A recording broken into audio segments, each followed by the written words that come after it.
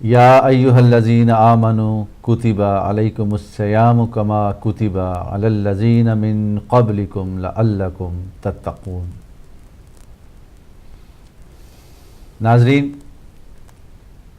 Programme مذاکرہ کے ساتھ آپ کا میزبان سید فرحت عباس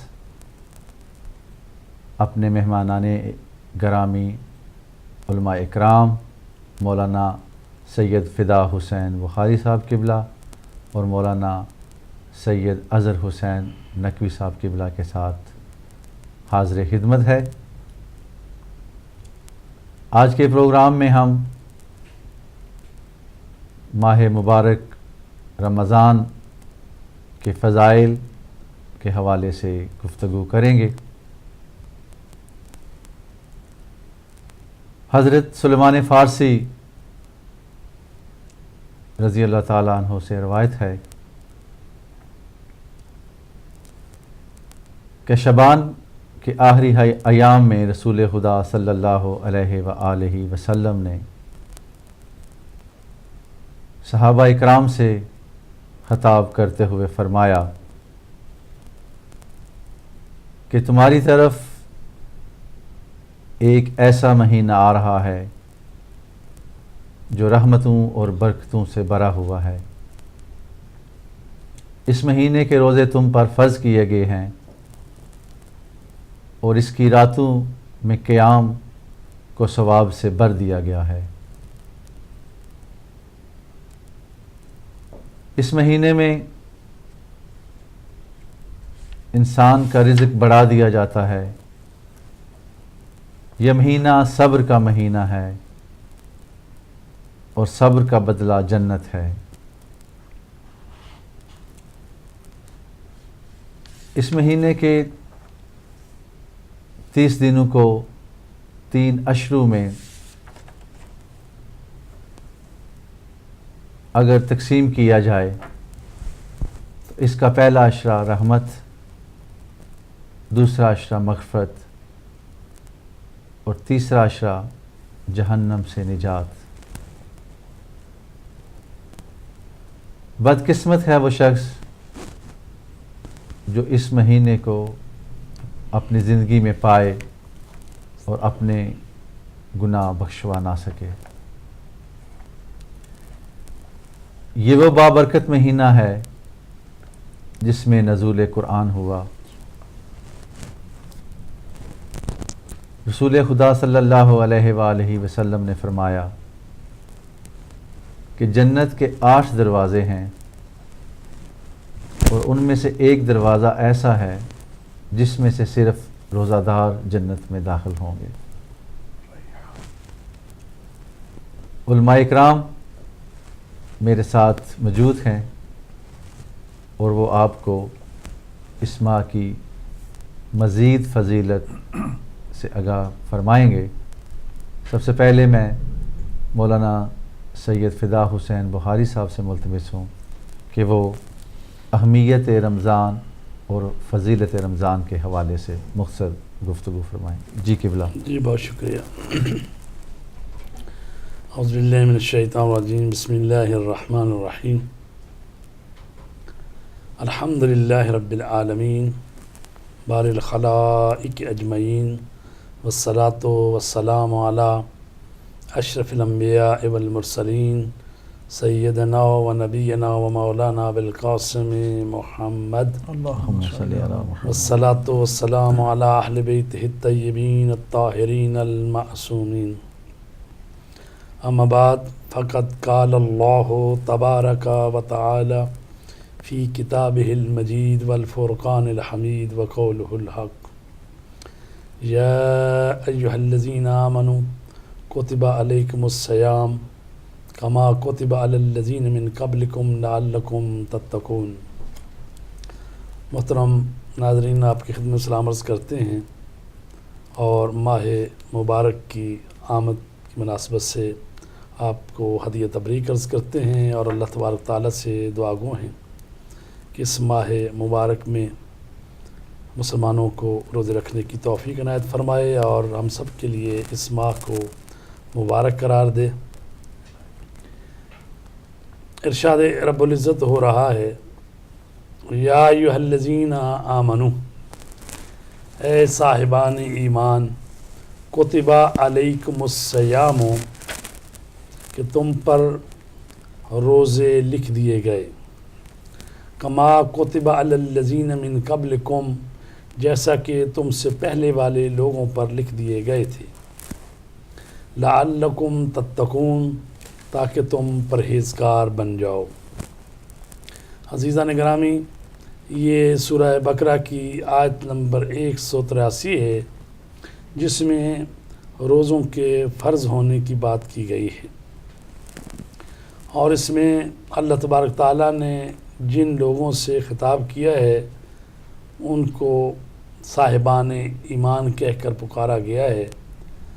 تو یہ صاحبان ایمان کی جو لذت ہے، وہ صاحب ایمان جو ہے ان کی زحمتیں جو ہیں ان پر یہ بھاری ہے کہ ان کو اللہ تبارک تعالیٰ نے صاحبان ایمان کہہ کر پکارا ہے۔ لفظ آیا ہے کتب علیکم الصیام، تم پر روزے لکھ دیے گئے، اور یہ کتبہ وہی فرض کی بات ہی ہے کہ تم پر یہ روزے فرض کر دیے گئے ہیں۔ روزہ جو ہے وہ انسانی زندگی میں تقویٰ پیدا کرنے کا بہترین ذریعہ ہے۔ یہ عمل صرف خدا کے لیے ہوتا ہے اور اس میں ریاکاری کا امکان نہیں ہے۔ روزہ صرف نیت ہے، اور نیت کا علم صرف پروردگار کو ہوتا ہے۔ اور پھر روزہ جو ہے قوت ارادی کے استحکام کا بہترین ذریعہ ہے، جہاں انسان حکم خدا کی خاطر ضروریات زندگی اور لذات حیات سب کو ترک کر دیتا ہے، اور یہی جذبہ سال بھر رہے تو ظاہر ہے کہ انسان جو ہے تقویٰ کی بہترین منزلوں کو حاصل کر سکتا ہے۔ اور روزہ رکھنے کا جو سبب ہے یا اس کا جو نتیجہ ہے وہ کیا ہونا چاہیے؟ لعلکم تتقون، شاید کہ تم پرہیزگار ہو جاؤ۔ تو روزے رکھنے کا جو مقصد ہے وہ یہ ہے کہ انسان میں تقویٰ اور پرہیزگاری آ جائے۔ اور اس میں جو لفظ استعمال ہے لعلکم، تو قرآن مجید میں شاید کا لفظ علم خدا کی کمزوری کی بنا پر نہیں ہے، یہ نفس بشر کی کمزوری کی بنا پر استعمال ہوتا ہے کہ صرف روزہ بھی تقویٰ کے لیے کافی نہیں ہے، روزہ کی کیفیت کا تمام زندگی باقی رہنا ضروری ہے۔ اور یہ ضروری ہے کہ سارا وجود انسان کا روزے سے ہو، برے خیالات، گندے افکار، بد عملی، بد کرداری وغیرہ زندگی میں داخل نہ ہونا پائے۔ تو فرمایا گیا ہے لعلکم تتقون، یہ روزے فرض کیے گئے کہ شاید تم پرہیزگار ہو جاؤ۔ ایام معدودات، یہ تھوڑے سے دن ہیں، معدود ایام ہیں، یہ چند دن ہیں۔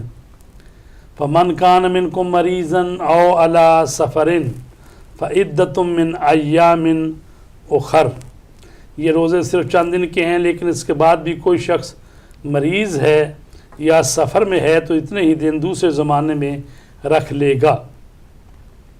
وَعَلَى الَّذِينَ يُطِيقُونَهُ، اور وہ لوگ جن کے لیے روزے رکھنا طاقت فرسا ہے، ان کے لیے کیا ہے؟ فدیۃ طعام مسکین، تو ان کے لیے ایک مسکین کو کھانا کھلا دینا ہے۔